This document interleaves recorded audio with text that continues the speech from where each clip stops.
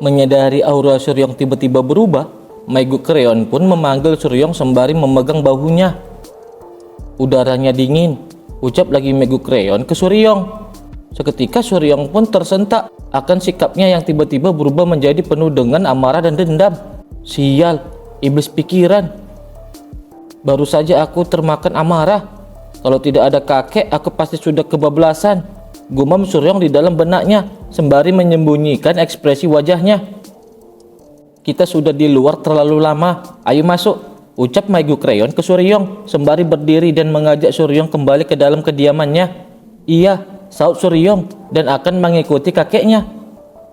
Setelah itu, Suryong pun kembali beristirahat untuk memulihkan kembali tenaganya yang telah habis terkuras karena mendapatkan pencerahan yang berefek kultivasinya menjadi meningkat dengan drastis. Dia membuat masalah sampai-sampai tidak mau tidur, padahal sudah umur segini. Di saat seperti ini, dia terlihat seperti anak-anak, ucap Baek Mohen sembari memandangi anaknya yang sedang beristirahat. Karena itu, masih ada yang bisa kita lakukan, saut Maegu Kreon merespon ucapan Baek Mohen. Ah, dia ganteng kan?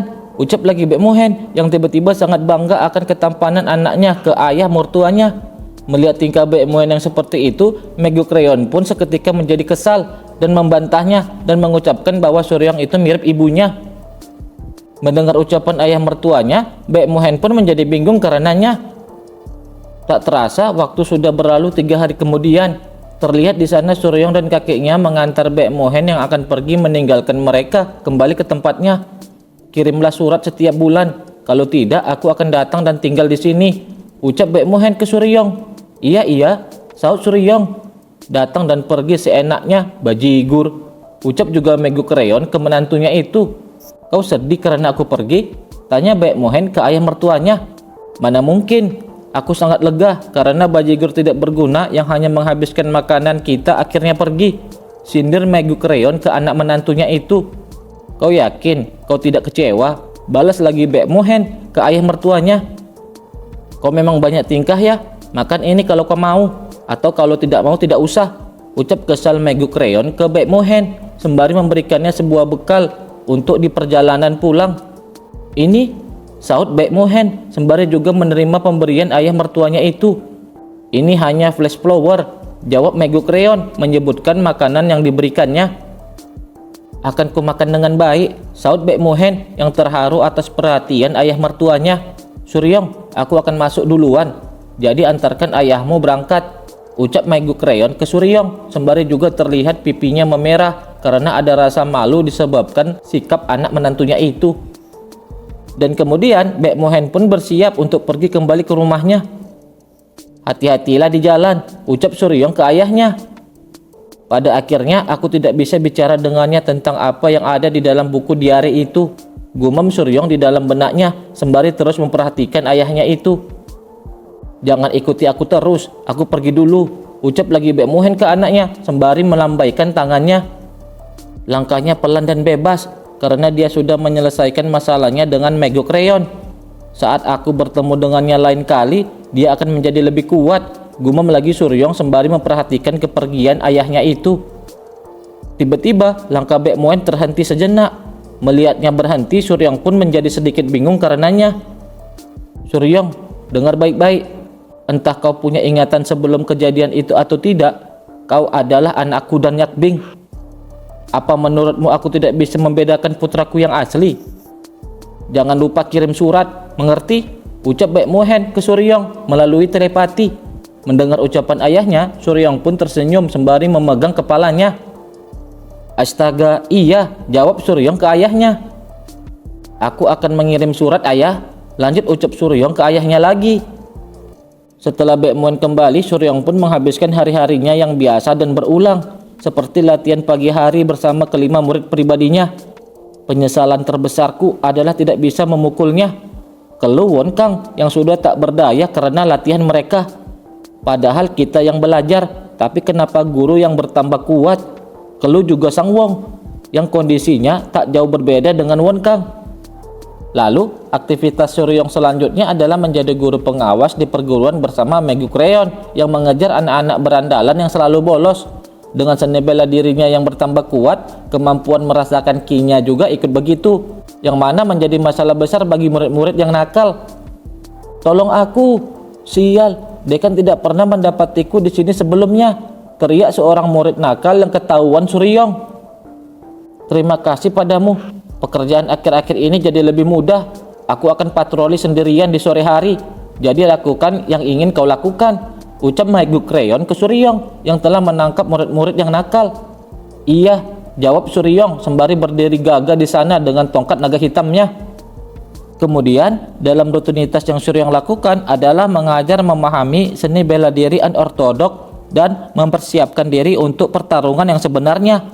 "Jangan khawatir, aku tidak membawa racun yang bisa menghabisimu dalam sekejap," ucap Dang Soso yang kala itu ikut dalam pembelajaran kelas Suryong.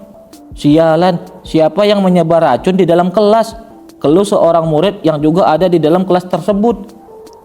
Suryong juga senang menggunakan asisten pengajar untuk mengajar di kelasnya. "Tusukan, aku bisa melakukannya dengan indah. Siapa yang mau maju duluan?" ucap Ironhead yang kala itu telah menjadi asisten pengajar di kelas Suryong. "Hari ini aku akan menceritakan kepada kalian tentang pembunuh berantai yang pernah kutemui. Itu terjadi 3 tahun yang lalu. Anak-anak di bawah umur 10 tahun mulai menghilang," ucap Cheon Podu yang menceritakan sebuah kisah nyata yang ia alami kepada para murid di kelas Suryong yang semakin mencekam karena dibarengi cuaca yang sedang hujan dan petir terus menyambar. Dan setelah pembelajaran selesai, Suryong akan mengurus dokumen atau melihat seni bela diri murid yang datang menemuinya secara pribadi. "Dogojun, kan sudah kubilang, berfokus pada penyerangan langsung tidak akan membuat keahlian pedangmu bertambah kuat," ucap Suryong yang sedang memberikan pembelajaran untuk seni bela diri ke Dogojun. Kemudian Suryong juga mengajarkan seni bela diri berpedang ke Yoyiran yang juga mendatanginya untuk meminta pengajaran. "Yoyiran, aku bisa merasakan ketergesa-gesahan dalam permainan pedangmu. Coba lagi," ucap Suryong yang sedang memberikan pengajarannya ke Yoyiran. Setelah Dogojun mulai datang, satu persatu lebih banyak murid pun datang menemuinya. "Kali ini giliranku," ucap Dang Soso ke Suryong yang terlihat sangat berambisi ke dirinya. "Kenapa kau datang lagi?" saut Suryong ke Dang Soso yang agak ngeri melihat ekspresi Dang Soso seperti itu. Dan karena itu semua, dia akhirnya pulang kerja larut malam hampir setiap hari. Dan dalam perjalanan pulang, dia juga sering bertemu dengan Nam Gongsu yang terobsesi dengan lembur. Melihat Suryong, Nam Gongsu selalu memalingkan wajahnya, tetapi apabila Suryong bertanya kepadanya, ia selalu menjawab pertanyaan Suryong. "Aku sudah menjawab pertanyaanmu, jadi biarkan aku bertanya juga," ucap Nam Gongsu ke Suryong. "Apa itu?" ucap Suryong mempersilahkan Nam Gongsu bertanya kepadanya. "Kenapa kau mengambil kelas tidak berguna seperti memahami seni bela diri unortodok dan mempersiapkan diri untuk pertarungan yang sebenarnya?" tanya Nam Gongsu ke Suryong. "Ah, itu, aku ingin mengajar di kelas di mana aku bisa mengajarkan banyak hal, tidak hanya seni pedang atau seni bilah. Kurasa seni liberal adalah yang terbaik untuk itu," jawab Suryong. "Dengan waktu yang diberikan, mengajar satu hal saja sudah sulit untuk dilakukan," ucap Nam Gongsu menanggapi jawaban dari Suryong. "Bagimu memang begitu, tapi aku kan bisa, jadi tidak masalah," saut Suryong ke Nam Gongsu dengan ekspresi yang sangat membanggakan dirinya sendiri. "Sialan, kau benar-benar menyebalkan," balas Nam Gongsu dengan sedikit kesal karena ekspresi Suryong itu. "Orang-orang juga sering bilang begitu padamu kan?" saut lagi Suryong merespon ucapan Nam Gongsu ke dirinya. Mendengar ucapan Suryong ke dirinya, ia pun menjadi sedikit kaget. "Kau menggangguku, pergilah sekarang," ucap Nam Gongsu menyuruhnya untuk pergi meninggalkan ruangan kerjanya. "Tapi dokumen itu," saut Suryong sembari menunjuk ke arah dokumen-dokumen yang menumpuk di meja kerja Nam Gongsu. "Apa kau menulisnya sendiri?" lanjut ucap Suryong bertanya kepadanya. "Tentu saja, aku hanya mengajarkan muridku hal-hal yang sesuai dengan kenyataan dan sudah kupastikan sendiri dengan kedua mataku," jawab Nam Gongsu ke Suryong. "Kau bekerja dengan keras," saut Suryong. "Jangan salah paham dan berpikir hanya kau guru yang ingin meraih kesuksesan di festival bela diri surgawi," ucap lagi Nam Gongsu ke Suryong. Kalau kau masih mengerjakannya, apa kau butuh bantuan? Aku lumayan jago memperhatikan siswa, ucap juga Suryong menawarkan bantuannya. Sepertinya kau ingin melihat ini, tapi sayang sekali kalau kau sudah punya wewenang, datanglah lagi, ucap Nam Gongsu lagi ke Suryong. Wewenang apa? Tanya Suryong ke Nam Gongsu. Menjadi guru terhebat, jawab Nam Gongsu ke Suryong melalui telepati. Apaan? Kenapa kau mengatakannya dengan telepati? Sok serius segala, balas Suryong ke Nam Gongsu. Menakjubkan sekali, ucap Nam Gongsu. Apa? Saut Suryong. Kau menutupi kemampuanmu yang kurang itu dengan lembur. Aku memujimu untuk pemikiran itu, jawab Nam Gongsu ke Suryong. Kau ini bicara apa, bajigur gila? Sahut kesal Suryong ke Nam Gongsu sembari terlihat mereka berdua berjalan bersama. Kan kau yang paling sering lembur di perguruan, apa itu berarti kemampuanmu yang paling kurang? Lanjut ucap Suryong ke Nam Gongsu. Aku punya banyak pekerjaan, siapapun pasti akan merasa kekurangan waktu, jawab lagi Nam Gongsu ke Suryong. Astaga, apa iya? Saut Suryong menanggapi ucapan Nam Gongsu. Dan sebentar lagi, ucap lagi Nam Gongsu ke Suryong. Sebentar lagi apa? Tanya Suryong yang semakin penasaran atas perkataan Nam Gongsu. Lupakan, belum dikonfirmasi, jadi lebih baik kau lihat saja sendiri nanti, jawab Nam Gongsu sembari mempercepat langkahnya meninggalkan Suryong.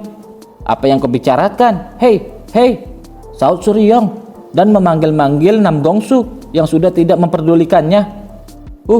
Dia sengaja begitu supaya aku merasa tidak nyaman ya? Keluh sendiri Suryong menilai perbuatan Nam Gongsu itu. Tetapi perasaan tidak enak itu menghilang saat Suryong kembali ke Manor Naga Putih. Dan aktivitas Suryong setelah lembur adalah latihan malam di kediamannya bersama kelima murid pribadinya. Ya, dia menghabiskan hari-harinya dan muridnya mengembangkan seni bela diri mereka setiap hari. Begitulah keseharian Suryong yang ia lakukan setiap harinya. Baru-baru ini ditemukan jejak seni bela diri di sepanjang Jongyuan yang diduga milik kultus darah. Untuk informasi lebih lanjut datanglah ke cabang rahasia penulis pesan ini. Apa mereka benar-benar mulai bergerak sekarang? Ucap Suryong setelah membaca sebuah surat yang baru saja ia temukan. Beberapa tahun lagi yang tersisa, 3 tahun, 2 tahun, akan terlambat saat perangnya dimulai. Aku harus bersiap lebih dulu. Meskipun kami mempersiapkannya sebaik yang kami bisa, ini tidak cukup jika kami ingin menang. Kami butuh lebih banyak master. Untuk itu, aku harus menjadi orang yang berpengaruh. Aku butuh popularitas. Aliansi Murim pasti akan memimpin perang melawan kultus darah. Jika aku ingin menyatakan pendapatku dengan kuat, setidaknya aku harus lebih terkenal dari 10 Master Agung. Dan tidak hanya kuat, aku juga harus meningkatkan popularitasku sebagai petarung yang paling dihormati di faksi. Hanya dengan itu, aku bisa mengeluarkan mata-mata kultus darah dari barisan petinggi dalam aliansi Murim. Kalau bisa aku tidak ingin maju, tapi saat ini aku adalah satu-satunya orang di Murim yang bisa menganalisa metode dan penargetan kelemahan mereka sebelum kultus darah menyelesaikan persiapan mereka. Gumam Suryong di dalam benaknya, sembari juga terlihat di sana ada seorang yang misterius yang telah mengirimkan sebuah pesan melalui seekor burung pengirim pesan. Popularitas. Menghabisi musuh Murim seperti Blood Hand Demon adalah hal terbaik yang bisa dilakukan. Tapi bajigur seperti itu kan tidak muncul di semua bukit. Aku tidak bisa meninggalkan perguruan dan pergi jauh. Aku harus memikirkan ini lebih lanjut nanti, ucap sendiri Suryong yang terlihat kelelahan karena memikirkan cara bagaimana ia bisa lebih terkenal dan dihormati di dunia Murim. Keesokan harinya, terlihat Suryong kaget karena melihat suatu pengumuman di perguruan. Rekrutan peserta pelatihan guru baru. Dengan ini kami mengadakan pelatihan bagi guru baru yang bergabung di perguruan tahun ini. Kami telah menyampaikan pelatihan bagi guru baru untuk meningkatkan kemampuan mereka dan mendorong pertukaran antar guru baru yang akan memimpin 5 perguruan besar. Waktu setelah tengah semester. Lokasi Klan Namgong, Provinsi Anhui. Peserta hanya untuk sukarelawan di antara para guru baru dari 5 perguruan besar. Itulah yang tertulis di sebuah selebaran pengumuman yang telah dibaca Suryong. Untungnya kita mendapat izin. Apa kau terkejut? ucap Nam Gongsu ke Suryong sembari menghampirinya. Ini yang kau bilang kemarin, tanya Suryong ke Nam Gongsu. Keluarga utama sedang ada di puncak bisnis perguruan. Itu adalah lokasi sempurna untuk mempelajari ilmu baru dan membuat koneksi. Ini kesempatan bagus untukmu, dan kebetulan waktu penyelenggaraannya juga setelah tengah semester, jawab Nam Gongsu ke Suryong. Mendengar penjelasan barusan dari Nam Gongsu, sontak saja itu membuat Suryong sangat bersemangat. Mengejutkan, kukira kau akan menolak, sambil bilang tidak ada gunanya belajar dari orang lain, ucap lagi Nam Gongsu ke Suryong sembari juga memandang Suryong dengan sinis. Apa yang kau bicarakan? Aku sangat menginginkan kesempatan seperti ini, saut lagi Suryong ke Nam Gongsu dengan sorot mata yang berbinar-binar karena sangat bersemangat dan juga karena kesempatan untuk membuatnya populer semakin terbuka. Penyelenggaraan dan lokasi utama pelatihan ini adalah ketua 5 keluarga agung, klan Namgong. Itu akan menjadi tempat di mana hanya para master dan guru hebat saja yang akan datang, gumam Suryong di dalam benaknya dengan ekspresi yang sedikit mengeluarkan niat yang gelap. Melihat ekspresi Suryong yang demikian, membuat Nam Gongsu menjadi sedikit bingung karenanya. Ini kesempatan sebagai seniman bela diri dan sebagai guru, lanjut gumam Suryong di dalam benaknya, untuk mencapai kepopuleran dirinya di masa depan.